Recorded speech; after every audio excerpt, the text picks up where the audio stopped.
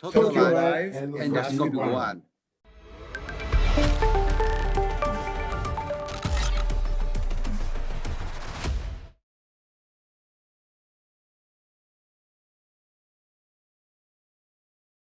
Welcome to our session titled Poem 1 West Meets East, the Poem Training Program. My name is Hironari Shiwaku of Fukuoka University in Japan, and another moderator is Dr. Raina Fujiyoshi from Showa University Koto Toyosu Hospital. In this session, training program of poem will be introduced by 4 international presentators, and how to learn poem and how to practice poem is key of this session. First speaker is Yusuke Fujiyoshi. He was graduated from Showa University School of Medicine in 2014, and he got certificate of postgraduate studies in Harvard Medical School in 2021. And now he is assistant professor of Showa University Koto Toyosu Hospital. Today's title of presentation is Guide for Hands-on Training Poem in Japan. Dr. Fujiyoshi, please start your presentation. Dr. Shiwaku, thank you very much for that kind introduction. I'm honored to have an opportunity to make a presentation in this Tokyolive. I will share the slides. So I'm going to make a presentation about the guide for poem hands-on training in Japan. For oral endoscopic myotomy, poem has emerged as a feasible, minimally invasive endoscopic treatment of achalasia and other esophageal motility disorders. However, hands-on training for poem is limited and it is not standardized. Showa University Koto Toyosu Hospital Digestive Diseases Center provides advanced clinical training to international doctors. Advanced clinical training is a system accredited by the Ministry of Health, Labor and Welfare under the Japanese law. It grants an international doctor a temporary medical license to perform clinical procedures during the period of their training. This is the flow of advanced clinical training program. Basically, the first 2 months of the training is spent in observing, assisting, and learning the theoretical knowledge. After this period, during the remaining 10 months, trainees gradually start the hands-on training, which begin with clipping and myotomy, and eventually performing the whole poem procedure independently. I will explain each step in detail. In the first 2 months, trainees observe and assist experts' poem. They observe diagnostic endoscopy, HRM, and esophagram. They attend daily word round and weekly conference on poem. By doing this, trainees learn the diagnosis of achalasia and indication of poem. They learn the theoretical knowledge of poem procedure, including the preparation and device settings, and they learn peri and post-operative management. In terms of learning the diagnosis and indication, trainees have to learn the endoscopic findings such as Rossetti sign, balloon swallow findings such as bird beak sign. High-resolution manometry procedure and interpretation of HRM with Chicago classification should be learned. Trainees have to be able to diagnose and decide the indication of poem. In addition, by understanding these findings, trainees will be able to decide where to start the myotomy, thinking how many centimeters should be cut in the esophageal side and gastric side. This is the procedure flow of poem. Poem starts with the mucosal incision. Some mucosal tunnel should be made perpendicular to the circular muscle. Myotomy should be done selectively only for circular muscle, and completely closure of entry site should be done with endoclips. However, creating a straight submucosal tunnel is the hardest part. Therefore, the first step of the training is clipping. By performing clipping in the esophagus, how to stabilize the endoscopic view can be learned. The second step is performing the myotomy of submucosal tunnel made by the expert. By selectively performing the myotomy for the sacral muscle, how to use the angulation knobs can be learned. Finally, the third step is the whole procedure, including mucosal incision and submucosal tunneling. Trainees have to learn how to create a straight submucosal tunnel reaching to the gastric side. At first, when trainees start the whole procedure, it is done with experts' direct assist and guidance. Experts sometimes take over and hold the endoscope to confirm the procedure. And gradually, trainees start the whole procedure independently with expert supervision. Trainees start with a straight hypoplasia, then proceed with sigmoid type, which requires more techniques. After the procedure, reviewing the procedure video is important. All the procedure videos are recorded and they are available from the medical record computer in the hospital. By reviewing the procedure with video, trainees can find a point for improvement. In addition, trainees can get feedback from experts. In addition, trainees can learn from the follow-up.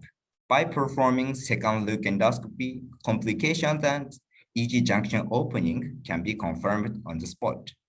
Trainees can confirm the validity of the procedure. Barium swallow shows the opening of the EG junction and efficacy of the procedure can be confirmed. Postoperative management should be learned also.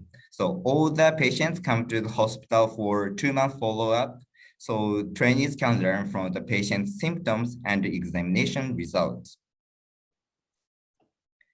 So these are some of the fellows. We have accepted 28 trainees in total from Japan and all over the world. This is the graph of the number of POEM cases performed by each 28 trainees in 7 years. Trainees experienced around 20 to 40 cases, depending on the length of the fellowship term. So in this time, I analyzed this data to compare the outcomes of the POEM between first 20 cases, second 20 cases, and the last 20 cases performed by trainees and elicit the learning curve of POEM. This is the study flowchart. Out of 1,770 POEM cases between April 2014 and December 2020, 1,194 cases were performed by trainees. These were divided into 3 groups of first, second, and third 20 cases. This figure shows the 3 groups of first, second, and third 20 cases of POEM were compared. This is a patient background of the 3 groups. Basically, there is no difference in the patient background, but percentage of the sigmoid type of achalasia increased significantly as the number of cases go up. This is the procedure outcome. The operation time decreased significantly as the cases go up. 95 minutes in the first 20 cases, 87 minutes in the second 20 cases, and 85 minutes in the third 20 cases. However, in terms of complications and pneumoperitoneum, there was no significant difference in the 3 groups. This is the follow-up outcomes. The success rate was 96.6% to 98.4%, and there was no significant difference in the 3 groups. The rate of GERD after POEM was also similar, and there was no significant difference. This is the learning curve of POEM in terms of operation time. When plotting the mean operation time of each number of cases, in around 30 to 40 cases, the operation time reaches to the plateau of 85 minutes. So in summary, we offer advanced clinical training program for POEM. Operation time significantly decreases as experience increases. However, success rate and complication rate is consistent. So therefore, with our training program, trainees can learn POEM effectively with preserving patient benefits. Thank you very much for your kind attention. This is all for my presentation. Thank you, Dr. Fujiyoshi. Wonderful presentation and very educational presentation. And according to your presentation, though many cases of poem were done by many operators, the outcome poem was very stable. I think training program and case management are well coordinated in Koto Toyosu Hospital, I think. And I want to ask one or two questions. And during daily endoscopy procedure, is there anything that contribute to poem procedure or poem training? Thank you very much for a good question. I think in the daily endoscopy, recognizing the anatomy of the esophagus is important. By recognizing the free compression by the left main bronchus and aortic arch and spine, by recognizing these things, the anatomy and axis of the esophagus can be learned. So this is the basis of performing poem. So in the daily procedure, we can learn the axis of the esophagus. Thank you. So the important thing is adjust the direction and adjust the so to 0 o'clock, 6 o'clock, and left main bronchus on 0 o'clock. So you mean? Yes, exactly. Thank you. By recognizing that these things, the proper anterior or posterior myotomy can be done, I think. I see. Thank you. And another my question is ESD experience beneficial in learning a poem procedure? Yes. Actually, I think ESD expertise will be really beneficial to the poem procedure also. So in my analysis, when dividing the doctors into ESD experts and ESD non-experts, ESD experts reaches to the plateau with lesser cases, exactly 20 to 30 cases, they reach to the plateau of the average time of 85 minutes. So it is true that even the ESD experts have difficulty in performing poem at first, but they can learn faster than ESD non-experts. So I believe that ESD expertise will be beneficial in learning poem also. Thank you so much. And I'm totally agree with step-by-step training program in Toyosu Hospital. Creating a straight submucosal tunnel is hardest part in a procedure, and the clipping and the myotomy are the easiest. So I think this training program can be applied to not only international trainees, but also to domestic young doctors, I think. Thank you for wonderful presentation. And we want to move to our next topic. Raina Sensei, please introduce next speaker. Thank you very much, Dr. Shuaku and Dr. Fujiyoshi, for the wonderful presentation. So I have the honor of introducing our second speaker, my good friend, Dr. Bianca Maria Quarta Coloso. So Dr. Bianca is a gastroenterologist currently working at Efemili Hospital in Italy. She did her fellowship training in 2019 at Showa University Koto Toyosu Hospital, where she learned poem. And after that, she worked at the ICCS in Milan, where she started ESD and poem.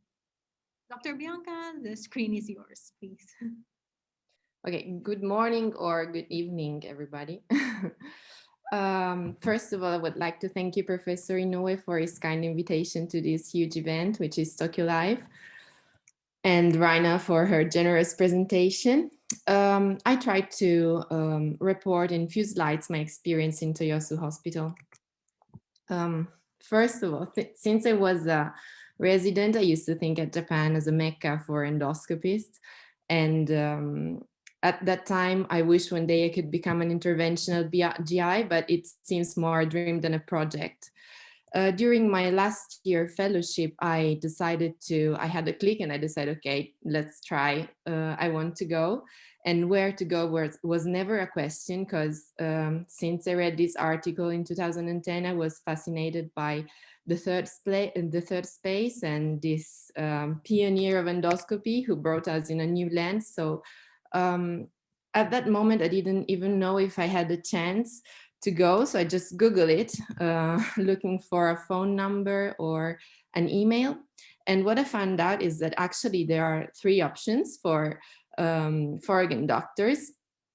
The international fellowship with or without scholarship, or observership. It depends on how long you want to stay. But what is crucial in the decision is that if you stay for a long time, as Fujiyoshi sensei said, you can apply for the temporary medical license. So you can have a practical fellowship, which is very, very important. And at that point, I didn't have any doubt on what to apply. And I was very lucky to be accepted. So my adventure began. When I landed in Japan was April 2019, and Tokyo was in blossom, and was a very special year for the whole Japan, because a new era was starting, Reiwa, and also for endoscopy, because that year later on, Professor Inoue became president of JTS. So it was a very lucky year for me. And when I arrived, the preparation for the organization for Tokyolive was just started, and I was suddenly involved in the organization, and was really exciting. And that was just the very beginning of my experience. After that, I found myself trotting all over the world with Inoue's team, through congresses and conferences. I had the fortune to meet the greatest masters of endoscopy, to chat with them, to watch them at work from a very close point of view, and also to present a research project that I made with the team. I can basically subdivide my experience in 3 great phases, which are observership, assisting, and then practice. During the first 3 months, while I was waiting for my license, you can see I watched numbers and type of procedure, which are quite impressive. And what this means that you learn how to choose devices, how to set them, and strategies, indications. So everything you need to start. And also how to use the devices, not as a doctor, but how the device is made. So this is very important, I think, to have a complete point of view. And then finally, my license arrived. You can imagine my joy. So I could start with the other Japanese trainees. As Fujiyoshi said, starting from the myotomy and clipping, and then tunneling, always having next to me a tutor, the wise Dr. Ikeda, or other expert tutors. So they gradually taught us how to be independent, and in the end I was able to finish 20 poem as a first operator. So I was really, really happy. I want to say something, especially to Western doctor like me.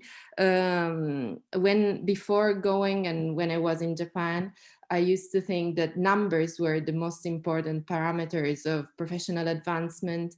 So I was kind of obsessed by numbers of procedure made, of procedure watched, etc. But now I can say that what the most important thing that happened during that month was the profound transformation of my mind. I think that Japanese culture really changed the way I perform endoscopy, starting from the diagnostic EGD to arrive to the poem or ESD, a more complex procedure. But this change was the most important thing.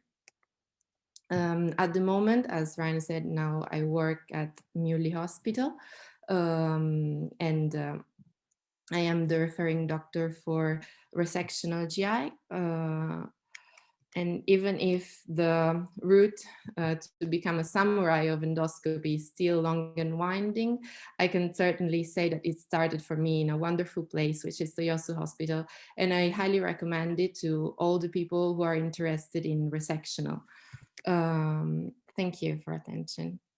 Thank you very much, Dr. Bianca, for the very interesting talk, and it's very nostalgic for me as well. And I think your talk gives us a lot of, and also the potential trainees, the real view of the fellowship program. And this is very rare to hear, I guess. But I have a few questions, if you don't mind. So you mentioned that you did your poem training during your last year of fellowship. So based on your experience, do you think the training program is well suited to young endoscopists who want to learn poem at an early stage of their career? Okay, Raina, thank you for your question. I think that there is no other place, a better place where to learn poem because in the world, because nowhere else you can find such an expertise on that subject. So, but as a young endoscopist, as you said, I think it's really important to keep in touch always with the team, even now that I'm in Italy. If I find some difficulties or challenging cases, I always share with the team. And what I want to say also is that Toyosu is not just in Japan. Toyosu is a big family spread all over the world. And it means also that it's a great net for me, for example. I mean, when I have some problem, I can always call Roberta Maselli, who is part of this family, and she knows that if I call her, she must answer because maybe something is going wrong.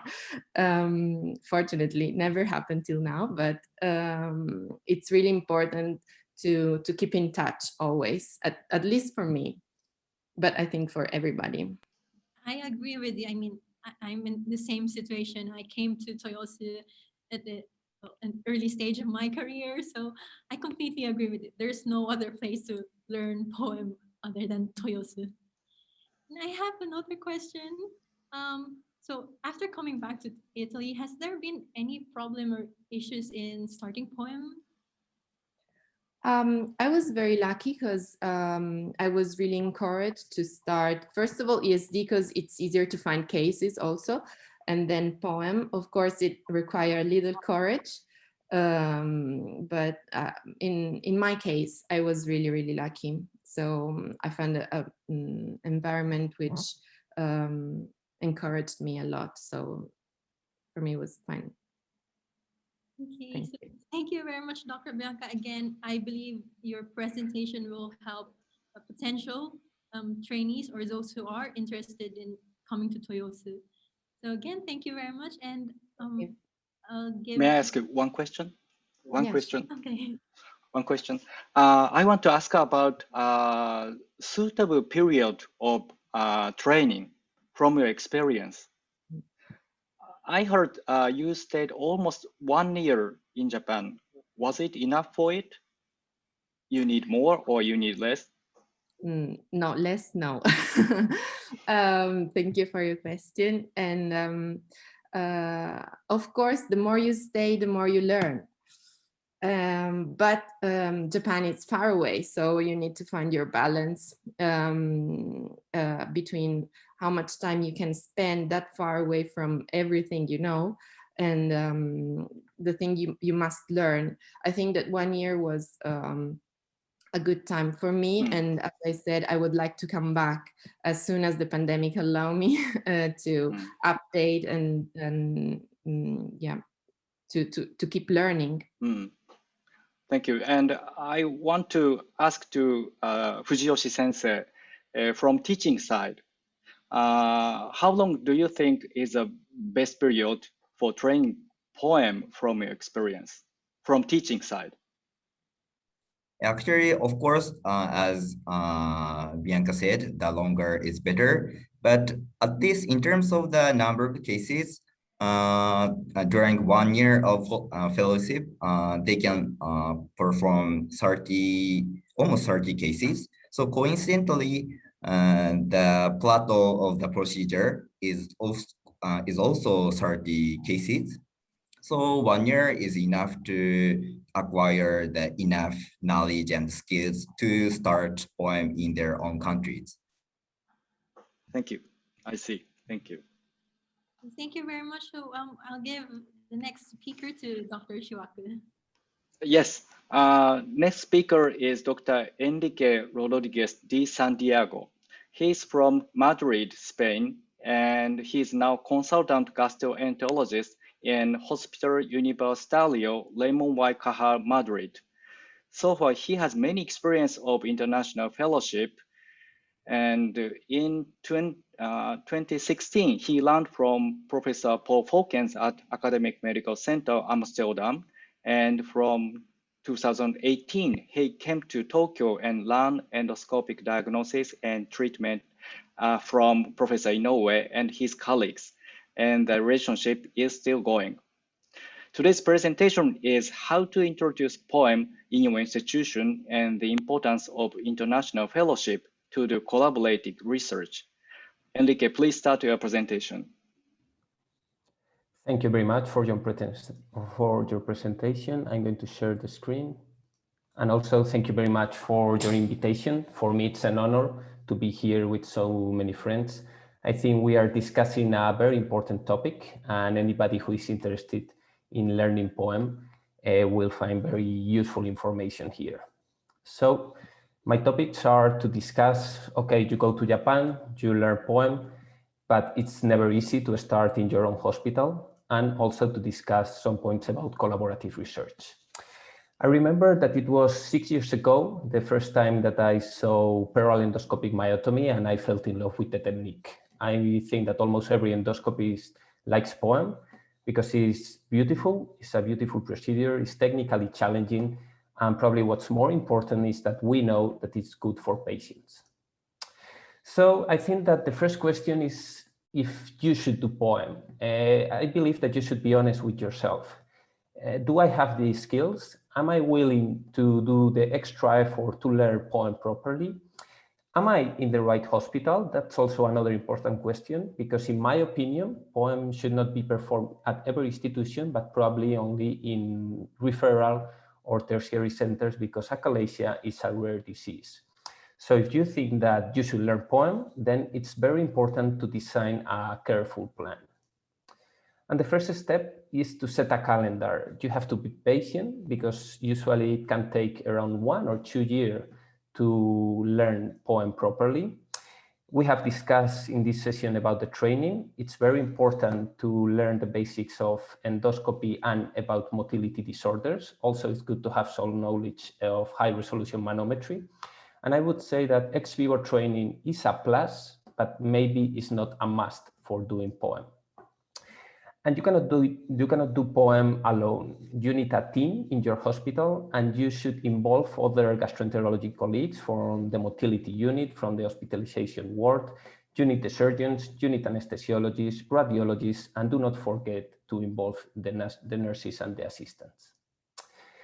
And okay, you have the team, you have done your training, you have to think about very specific issues. For example, are you going to perform poem in the endoscopy room or in the operating room? In our case, we do poem in the endoscopy room, and it is my opinion that if you can do it there and it's well equipped, then it's easier to schedule the procedures and you have all your material accessible in the endoscopy room. It's your environment. And regarding the material, my advice is to do a list and a checklist that you have to check any poem that you are thinking to perform. And then what about the first cases of poem? At the beginning, my recommendation would be to avoid difficult cases. Do not perform patients with achalasia type 3 or spastic disorders, patients with prior treatment, sigmoid-achalasia, or those with inflamed mucosa, because you may encounter submucosal fibrosis. And also, I think that it's very important to be patient. At the beginning, plan a minimum of 3 hours per case and a maximum of 2 hours per shift. And also, if possible, call a friend with more experience, at least for the first 5 cases. I had the luck to have Yuto Shimamura from Showa University during our first 4 cases. And then when you have performed around 15 or 20 cases, you can start with more complex cases.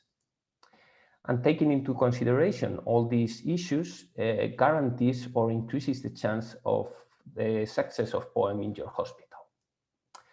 And the second topic is to discuss the importance of international fellowships for collaborative research. And okay, why do you need or why do you have to do an international fellowships? I think that going abroad for training is a plus during your formation, because it's always difficult. To go abroad requires an extra effort, but it will dramatically improve your knowledge and your skills. So if you have the opportunity, you should definitely go abroad. Additionally, international fellowships are an excellent opportunity to do research. If you go to a high volume center, like Showa or Digestive Disease Center, you can see the state of the art of the technique, and then you can discover where is the gap of knowledge, what do we need to know, and you came up with research ideas. You can set new projects, collaborating in research, and eventually to progress and innovate in the POEM field. International fellowships are also very good opportunity for mentorship. Mentorship facilitates networking, and networking can help you to set or to participate in multi-center studies. And we know that we do need multi-center studies because we have several meta-analyses that state that multi-center studies are more realistic and provide more reliable results than single-center studies. And I'm very proud to say that together with some of the friends that are now here in this session and with other Japanese colleagues, with Professor Inoue, we have performed together more than 12 studies, many of them published in high-impact journals like Gastrointestinal Endoscopy or Endoscopy Journal. In conclusion, if you are thinking about doing POEM, be patient, take your time, design a plan, involve your colleagues at your institution, and look for institutional support. The first cases are key for POEM success. Choose easy cases and ask for supervision at the beginning. And last but not least, international fellowships are an excellent opportunity, not only for training your endoscopy skills, but to plant the seed for future and fruitful research. And also, when you go abroad, you will meet new people and new culture, and definitely it's an excellent opportunity to do long-lasting friendship. Thank you very much for your attention. Thank you for a great presentation, Endike. And especially, I totally agree with selection of case to start POEM procedure in your country, in own country. For example, straight type is easy, but sigmoid type is hard. And there is no problem in young patient, but sometimes there is some problem in elderly patient. And I want to ask one or two questions for you. Do you have any difficulties in training in Japan from your experience? Okay, I was in Japan in 2018, and the truth is that it was difficult to do all the paperwork, but you will receive guidance and assistance. And contrary to Dr. Maria Bianca Colosso, I did not hands-on training during my stay there. I stayed only for 5 months. And I had the opportunity to do observership and also to do some animal training. But I think that that's also, it can, of course, if you can go longer, it's better, but it can be enough to learn the diagnostics, endoscopy, and the basics about POEM to do it on your own if you have some supervision at the beginning, like we did. Thank you. So definitely, maybe it can be difficult at some point, but if you can go, my message is that you should go for it. Okay, I see. And I want to ask about what challenges did you encounter in starting POEM in your country? Okay, Thank you very much for the question. The truth is that I had several problems to start poem. You go to Japan, you think that you have seen everything is beautiful, you have learned at the best hospital maybe in the world, but then you are alone in your own hospital and you have to start. So first I had problems with the surgeons and with some colleagues because they were not relying on poem. It is very difficult to change the tradition in a place. And they felt more confident with Heller myotomy or balloon dilation. And also I have to provide a lot of evidence-based documents to our institution to show that poem is effective. But now we have that information, that poem is in guidelines, so it was very helpful.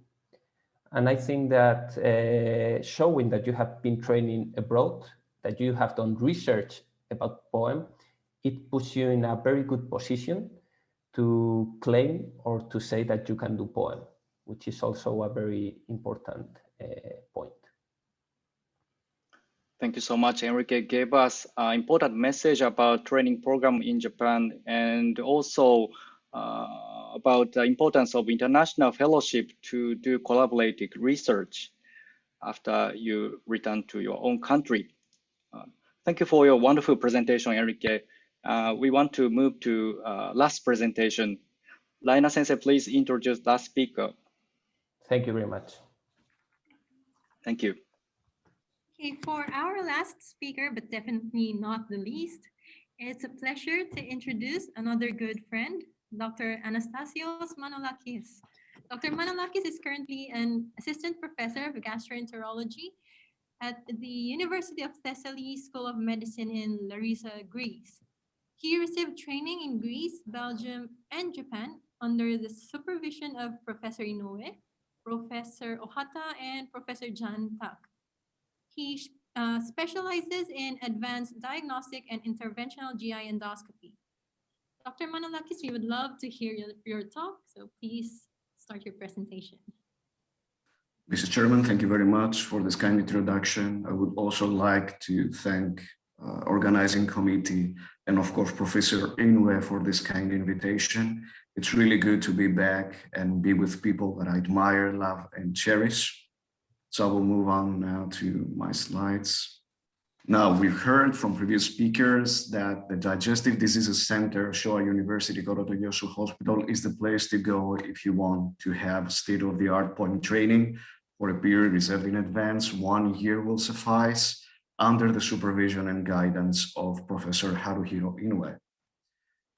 We also heard from Dr. Colosso and Dr. Rodriguez de Santiago that it's a difficult task to establish poem in your institution. You have to build a strong poem task force and coordinate closely with endoscopy, anesthesiology, and our staff. So it's a good thing that we have the Toyosu legacy, the Toyosu poem heritage to guide us throughout this process. Of course, it is very important to be able to rely on ourselves, especially diagnostically. Diagnostic competence and self-reliance is a must.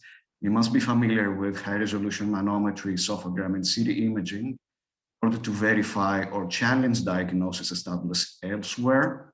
We should not hesitate to ask for additional workup in order to rule out elusive spasm or other disorders such as malignancy-related pseudoachalasia or secondary achalasia in the setting of eosinophilic esophagitis or even amyloidosis. In case a spastic or AGJ outflow obstruction phenotype becomes evident, then we should rule out reflux disorders and the presence of hiatal hernia first. This is a typical case of what could go wrong. This was a young female referred to us for a poem. You can see the endoscopic appearance. It looks like EOE, but bottom line is that this is a patient with epidermolysis bullosa, an absolute contraindication to do anything over there, like submucosal tunneling and so on. So contraindication for poem. We should go through patient's records once again on the day before or earlier on poem day, decide in advance if possible orientation, length of tunnel, and myotomy, and discuss our plan with our assistant so that they should know what to expect and help us throughout the process. If thick muscle fibrosis is anticipated, then we have to maintain our flexibility and have a plan B. I like to have a clean esophagus during the procedure, so I perform esophageal cleaning in advance. That makes our anesthesiologist happy as well, because I don't waste time and energy during OR time. It is important to have an adequately trained assistant. It's an asset, so it has to be adequately trained. That can happen through team discussion, PowerPoint presentation, video case presentation, animal model training, and of course, participation in live cases. This is from our own institution. You can see our residents happy here with the porcine model. ESD was performed, a gastric ESD. Point procedure here down below here as well. And finally, participation in a live case. Test equipment a priori before starting our poem, everything should be within comfortable reach. Observe important anatomical landmarks, and of course have a really stable endoscopic position so that we don't lose our orientation during the process. There are two basic ways, as I found out, in order to achieve that. The most classical and iconic one, I think, is the one that I like to call Professor Inoue's Naginata position, with a typical transverse hold scoping in front of the endoscopist. And then the Doro position from the Greek Dori, it's the ancient Greek spear when held underarm, as in the case of this ancient Greek ceramic. So we're attacking achalasia, we're attacking the muscle, but at the same time, we must be really patient and careful, consider switching sides if poor lifting due to inflammation or fibrosis is encountered, so as to avoid multiple incisions and tunnel, avoid the spine at all costs. I found out it's really difficult to incisions. Don't hesitate to get out and check and reorient if necessary. Observe their space landmarks. Of course, I cannot emphasize enough the importance of finding the sling fibers, the Helvetius collar muscle fibers, and the Tanaka vessels, the two sets of perforating arteries, left gastric artery branches, the first one sitting on the EGJ, and the second 2 centimeters distally in order to perform our modified poem, posterior poem with the right lateral deviation. Selective myotomy, as I must have already described, only the circular fibers. Make sure that the tunnel is straight, and so is the myotomy line. Double scope technique can really help to achieve all that. Check tunnel trajectory and length within the stomach. This is from one of our cases, the Tanaka vessels, and from the original contribution from Tanaka et al. On the right. This is how we do double scope in our institution with a frame-in-frame or screen-in-screen if you prefer. Check EGJ laxity in the forward or retroflexion view. If not using double scope, we're currently applying endoflip as well, the impedance planometer, in order to verify increased compliance after myotomy. In other words, make everything within our efforts so to increase the odds that the patient will get out of the OR adequately treated. This is how it looks like, impedance planimeter with endoflip before and after myotomy. Why preserve the sling fibers? Because it consists an intrinsic anti-reflux mechanism that supports the angle of histole that actually needs left reflux after the procedure. And why the myotomy line should be almost straight? Because that produces a more effective myotomy. The graded separation of myotomy margins, we know that from orthopedics and eye surgery as well, leads to less muscle strength, whereas sharp angulations decrease the distance between myotomy lines and then to a tighter reattachment during the healing process. Why selective myotomy only of circular muscle? We want to maintain the longitudinal fibers in order to preserve the esophageal shortening, the EGJ straightening as well. Current data do not support prophylactic fundoplication during POEM. We know now that the higher incidence of post-GERD may be due to early estimation during the first 3-4 months. We know now that postponed GERD wears off with time.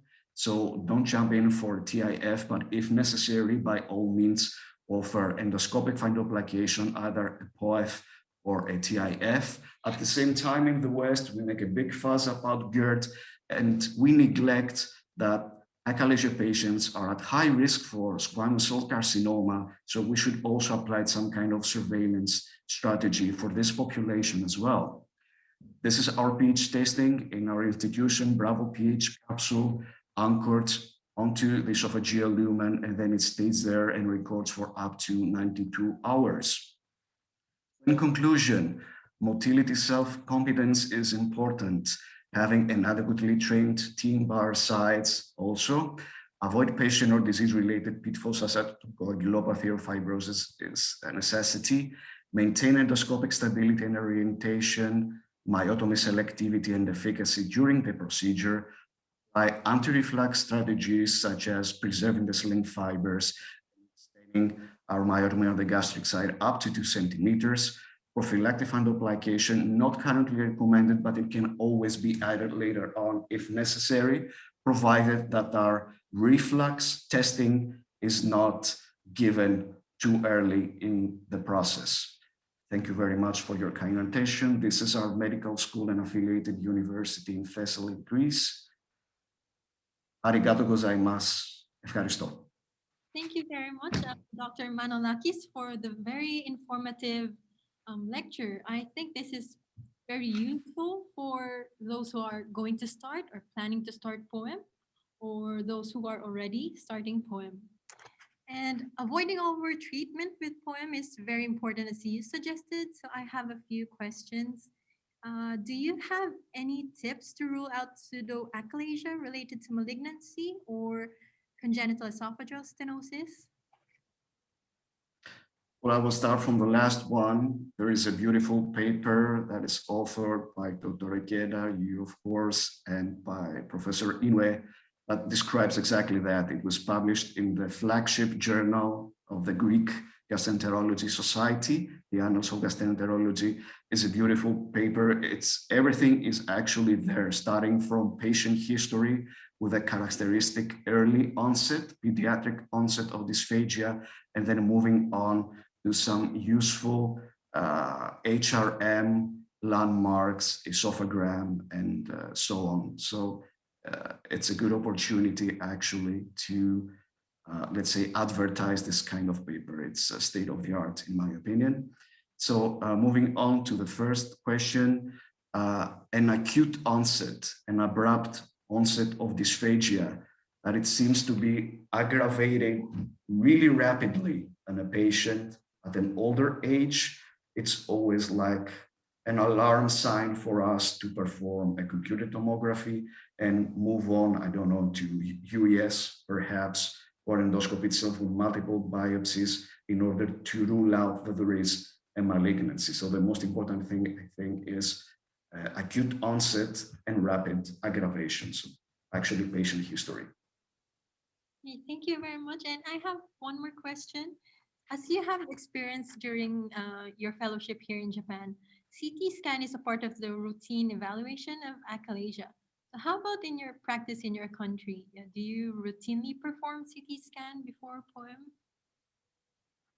Well, it's not a routine practice for us. We do not apply that. Of course, if there is a high, let's say, suspicion marker, something, then we would, of course, proceed with the CT imaging. But since the group of patients with achalasia, it's quite heterogeneous. So you have people in their 20s or their 30s, and then people in the 70s or 80s. I would hesitate to do a computed tomography in a younger patient, but of course, lower threshold for someone at an older age at high risk of pseudoachalasia. Thank you very much. Thank you. So for the next part, we'd like to have Professor Inoue's comments. So thank you very much for speakers. Great talk. I really enjoyed. You describe your experience in Japan very well, and I'm so impressed. And so first, I'd like to talk a little bit about the period of training. So maybe Fujio-sensei mentioned that the 30 cases is makes a learning curve plateau. So 30 cases. So when you return back your home country and then organize the first poem case in your hospital. So you have to have all the responsibility for the patient and for the hospital and yourself, everything. So I think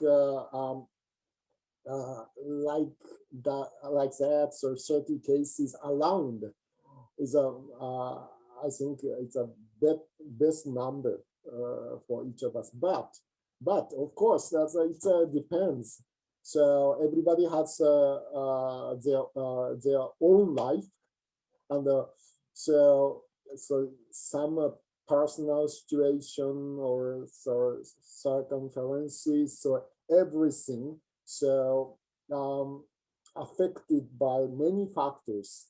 But so I think, but still, yeah, someone mentioned that the getting clinical license in Japan takes 3 months. And then after that, you start the clinical practice actually as an operator of the poem.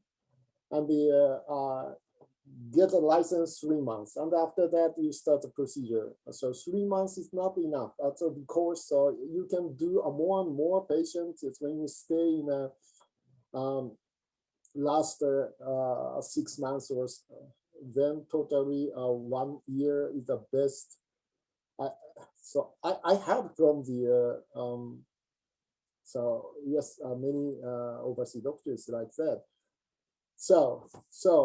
But yes, and then someone I remember very interesting experience. So a couple of years ago, doctors, so they are not a long stay, but a short stay. So doctors from Holland, they came to our hospital to just observe the procedure. So at the time, so anyway, so we went dinner after, so all together. Then I talked to the Holland doctor that, so now you came to Japan to learn, to observe the poem procedure, but so 200 years ago, so no 200, 300 years ago, at the time of Edo era, so we learned medicine from Holland, I said. So that's a true story. In Japan, and we have old literature, Japanese literature, the Dr. Maeno Ryotaku and Sugita Genpaku. So two Japanese guys learned the anatomy from Holland. So they translate the original book to Japanese. That really a starting point of the Japanese medicine, Western medicine. So name of the textbook of anatomy is the Tahel Anatomia. I'm not sure my pronunciation is correct or not, but anyway. So I said like that. So funny story happened. So at that time, so Greek doctor and the Italian doctor together with me, and so they suddenly said, no. So medicine is not from Holland.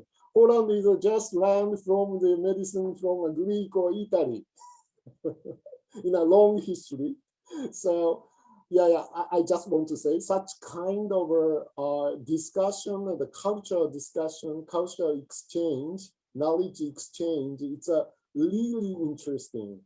So when I visit the US, so medical system, culture, thinking, and everything is different. So independent and different. So learn each other is yes, exciting and a very interesting experience in our life. So short period, long period, no problem. So it doesn't matter. So anyway, to visit somewhere and learn something, it's quite interesting. And anyway, we gather together and then we learn each other, we share our knowledge of the poem. So you return back to your home country and then start with the procedure. And then, so now we are independent. So once we are together, but now we are scattered all over the world. Then we can organize the RCT. So international RCT we organize easily. So that is the yes, good thing. This relationship, and then so yeah, I just comment. So I'm so happy to meeting all of you like this, and next time. So this kind of a Zoom meeting is very easy for us to exchange and the current situation of each of us. And the next time we like meet each other physically and face to face. So thank you very much, everybody, to joining us this special session. So Dr. Shiwaku and Dr. Reiner, so please closing remark. Thank you very much, Professor Inoue, for your comments. So I think it's time to end this session. I would like to thank our speakers, Dr. Yusuke, Dr. Bianca, Dr. Enrique, Dr. Tassos, for your splendid presentations. We definitely have learned a lot regarding the poem training program in Japan, from identifying the learning curve of poem to poem fellowship experience, how important it is to do collaborative research for international fellows, and how to maximize poem efficacy while avoiding overtreatment. I would also like to thank Professor Inoue for gracing us in this session, giving us his valuable comments. To Dr. Shiwaku, thank you very much, and I'm extremely honored to be your co-moderator in this session. To our audience, thank you for your time and attention. Please enjoy the rest of Tokyolive 2021. See you.